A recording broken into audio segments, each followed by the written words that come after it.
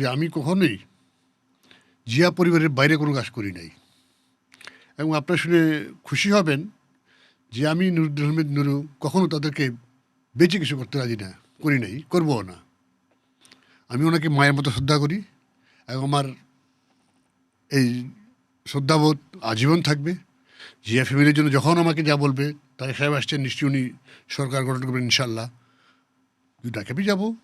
কিন্তু জিয়ার পরিবারের প্রতি, জিয়া ফ্যামিলির প্রতি আমি সবসময় দুর্বল। যখনই ডাকবেন আমি হাজির থাকবো। আপনি ব্যক্তিগত সম্পর্কের কথা বলছিলেন, স্নেহ করার কথা বলছিলেন। আপনি 1991 সালে খালেদা জিয়া যখন প্রথমবার প্রধানমন্ত্রী হন, তখন থেকে আপনি তার ব্যক্তিগত ফটোগ্রাফার। আপনি বলছেন মৃত্যুর আগ পর্যন্ত তার ব্যক্তিগত ফটোগ্রাফার আপনি ছিলেন। মানে আপনি নিশ্চয়ই তারও আগে থেকে তার কাছাকাছি ছিলেন। মানে কাছাকাছি ছিল, কিন্তু attached করি কত নাই। আগে থেকে? ধরেন 84-85 হবে। আপনার বয়স কত তখন?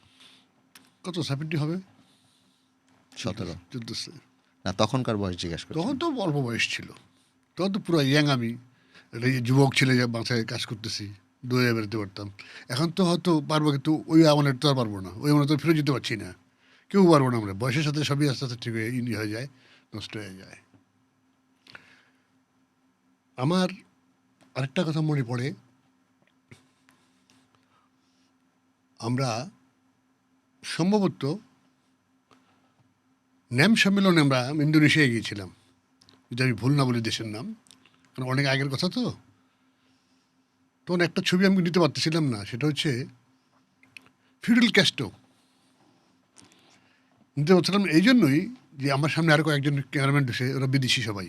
ফিদেল কাস্ট্রোর সঙ্গে খালেদা জিয়ার দেখা হয়েছে। তো সেটা আমার জন্য খুব গুরুত্বপূর্ণ ছিল, কারণ ফিডেল ক্যাস্ট্রো কিন্তু জিয়া রহমান সাহেবের খুব ভক্ত ছিলেন, খুবই। হ্যাঁ, উনি বলছেন সেখানে। তো ওই ছবিটার জন্য অন্য অন্য যে ফটো সংগ্রামীরা আসেন বিভিন্ন দেশ থেকে, একটু জাম হয়ে গেল। তো ম্যাডাম আমার তার কাছে ছবি হয়েছে কিনা কনফার্ম করার জন্য উনি জিজ্ঞেস করছে আপনাকে ছবি? না না, ওই আমি তো ওনার ইশারা বুঝবো। দীর্ঘদিন ওনার সাথে আছি, উনি স্টেজে বসে হাত পা নাড়লে আমি বলে দেবো উনি কী চাচ্ছেন ইনশাল্লাহ, এবং তার প্রমাণও আমি দিয়েছি জীবনে। তো উনি আমার জন্য তাকাইছে, আমি বুঝছি যে ফটো হয়েছে কিনা জিজ্ঞাসা করতেছে। আমি বলছি